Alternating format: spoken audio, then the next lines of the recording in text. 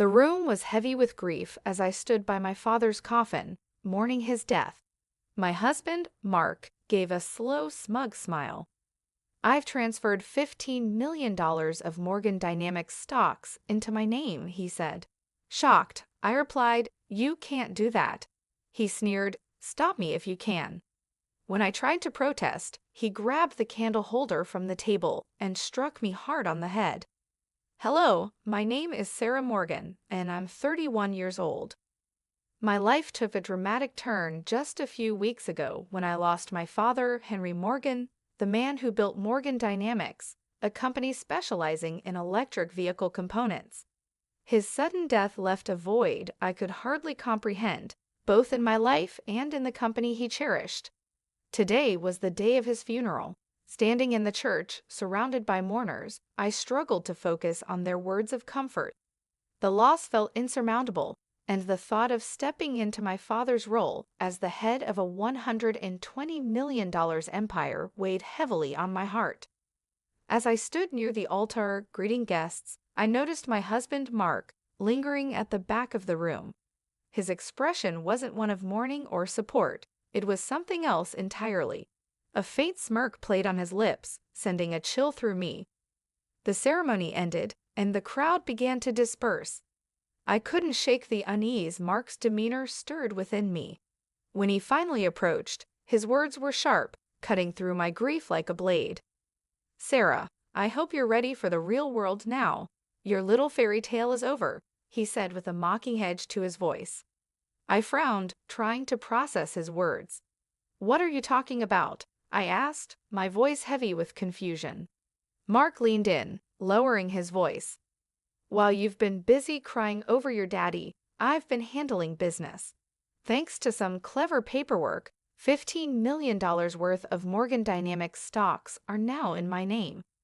That company isn't just yours anymore, it's mine too." I froze, the weight of his revelation sinking in. "What? Those stocks belong to the company, to my family. How could you do this?" Mark smirked, his tone dripping with condescension.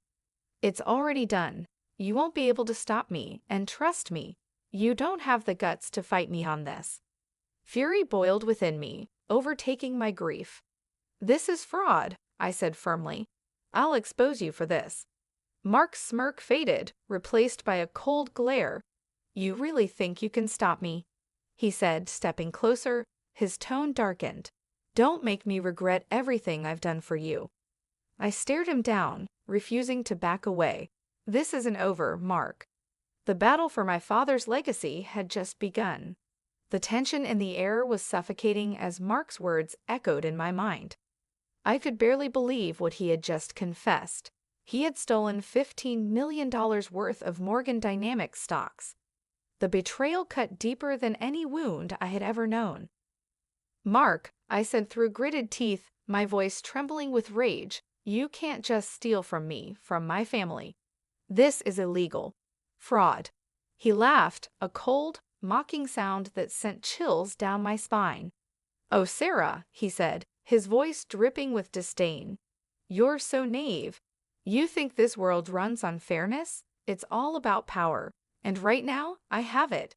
You can cry to your lawyers or the police, but it won't change a thing." Anger surged through me, momentarily pushing aside my grief. "You don't get to do this, Mark. I'll fight you with everything I have." His smirk twisted into a scowl, and he stepped closer, towering over me. "Fight me? Don't make me laugh. You're nothing without your daddy. All you've ever had is handed to you." I opened my mouth to respond, but before I could, Mark's expression shifted. It wasn't just disdain anymore, it was fury. He turned, grabbed a heavy candle holder from a nearby table, and before I could react, swung it at me. The cold metal struck the side of my head, and pain exploded through my skull. My vision blurred, and I stumbled back, clutching the side of my face as warm blood seeped through my fingers. Mark's face was devoid of remorse as he loomed over me. "You should have stayed out of this," he hissed. Then, without another word, he stormed out, leaving me crumpled on the floor. The room spun as I struggled to stay conscious. My father's funeral, the betrayal, and now this, all of it blurred into one chaotic nightmare. I thought of my father, his strength, and his legacy. I couldn't let Mark destroy it. As darkness closed in, a single promise burned in my mind. I will fight back. I will take back what is mine. When I woke, the sterile white ceiling of a hospital greeted me. The pain in my head was unbearable, but it couldn't compare to the fire of determination now burning in my chest. Mark had made a mistake. He underestimated me. I woke in a hospital bed, my head throbbing and my vision slightly blurred. The sterile smell of disinfectant filled the air as a nurse adjusted the IV by my side. "You're lucky," she said softly, concern evident in her voice. "The blow could have been much worse. You've got a concussion, but you'll recover." I nodded weakly, the events of the day crashing over me like a wave. My father's funeral, Mark's betrayal, the attack. Anger flared within me, stronger than the pain. A police officer entered the room shortly after. "Miss Morgan, we need your statement," he said, his voice professional but kind. Taking a deep breath, I recounted everything. Mark's confession about the stolen stocks, his threats, and the violent assault. My hands trembled as I spoke, but I forced myself to stay calm. This was the first step in holding him accountable.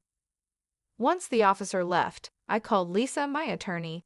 "Lisa," I said, my voice firm despite the pain. "Mark assaulted me and stole $15 million worth of company stocks. I want him held accountable for everything. Fraud, assault, all of it." Lisa was silent for a moment before responding, her voice steady and determined. "We'll take him down, Sarah.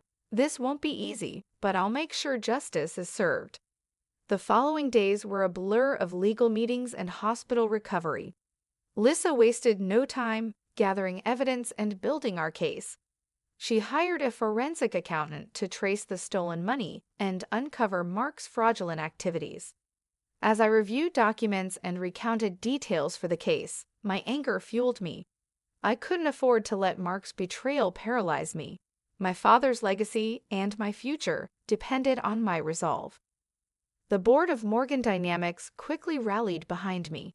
They were appalled by Mark's actions and vowed to support me in reclaiming the stolen stocks.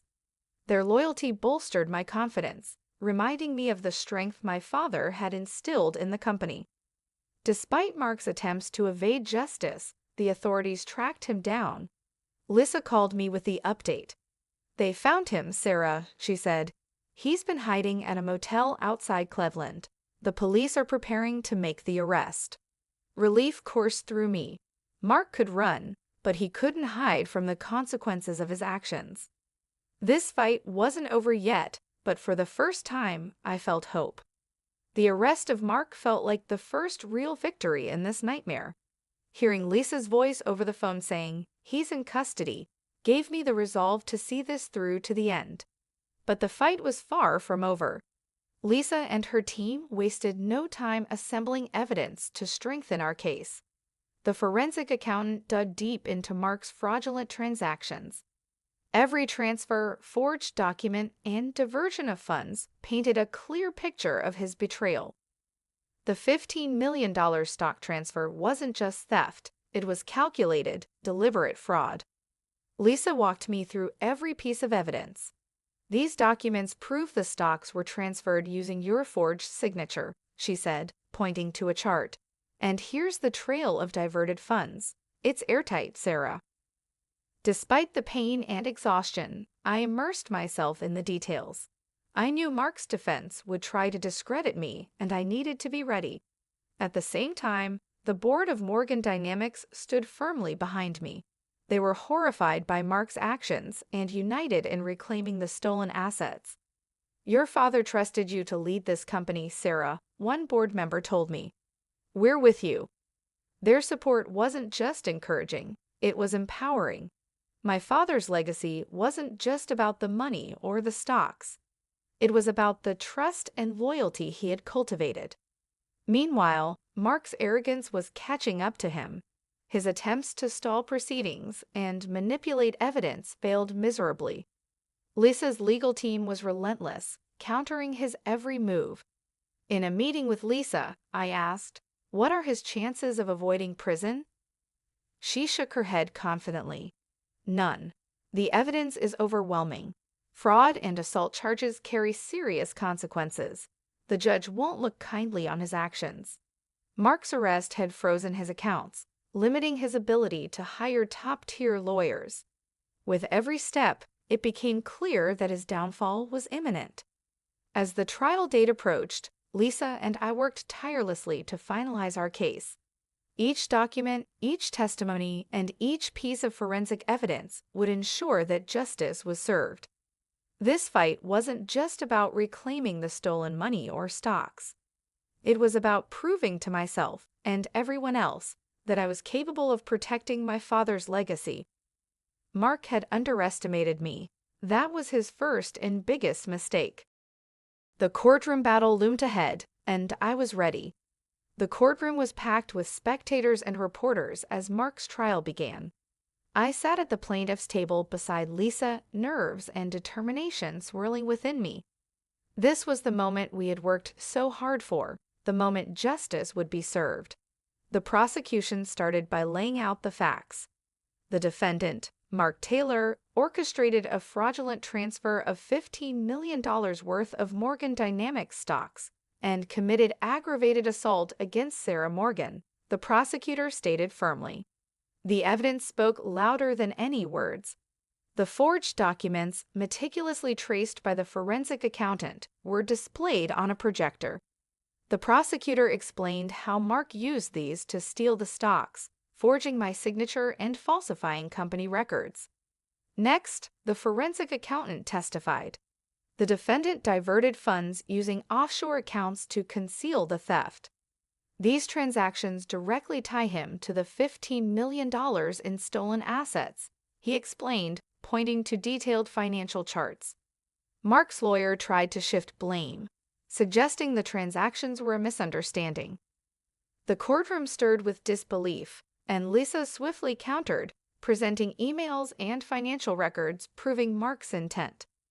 Then it was my turn to take the stand. I recounted the events of the day, the betrayal at my father's funeral, the threats, and the assault. He struck me with a candle holder after I confronted him about the fraud. I said, my voice steady despite the painful memories. Mark glared at me from across the room, but I refused to let his intimidation affect me. I held my head high, knowing the truth was on my side. The defense's attempts to undermine my testimony faltered against the overwhelming evidence. Witnesses from Morgan Dynamics, including board members, corroborated my statements, describing how Mark manipulated the system for his personal gain. The jury deliberated for less than an hour before returning with a verdict, guilty on all counts. The judge delivered the sentence with finality. Mark Taylor, for the crimes of fraud and aggravated assault, you are sentenced to 5 years in prison. Additionally, you are ordered to pay $15 million in restitution to Morgan Dynamics. Relief washed over me as Mark was led away in handcuffs. Justice had prevailed, and the weight of his betrayal finally began to lift. As I left the courtroom, I felt a renewed sense of strength. My father's legacy was safe, and I had proven to myself that I was capable of fighting for what was right. The courtroom victory marked the end of Mark's betrayal, but the journey to rebuild my life and Morgan Dynamics was just beginning. As I stood in my office, overlooking the New York skyline, I felt the weight of the past months slowly lift. The $15 million worth of stolen stocks had been returned to the company, and I worked closely with the board to strengthen its foundation. Together, we implemented policies to prevent any future vulnerabilities. The unwavering loyalty of the board members and employees reminded me that my father's legacy wasn't just about financial success. It was about the trust he had cultivated among those who believed in him.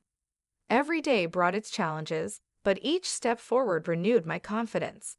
I spent countless hours at Morgan Dynamics, meeting with teams, reviewing strategies, and ensuring we honored my father's vision.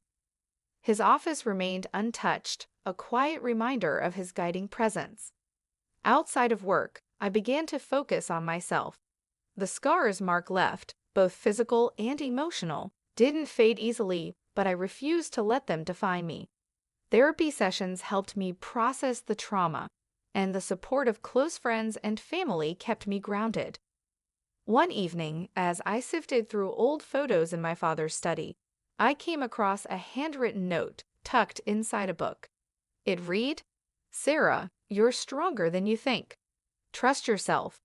Tears welled up in my eyes, but they weren't tears of sadness.